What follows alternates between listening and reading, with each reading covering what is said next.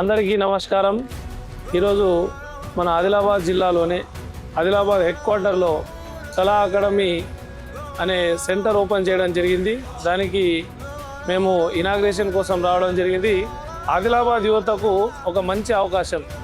10th complete అయిన తర్వాత, inter complete అయిన తర్వాత ఏం చేయాలో తెలియని పరిస్థితిలో ఉన్న చాలామంది మనకు తెలిసి తెలియని కోర్సులలో జాయిన్ అయ్యి దాని తర్వాత ఏం చేయాలనే పరిస్థితిలో ఉన్నారు. కాబట్టి వారందరి కోసం ఒక మంచి అవకాశం.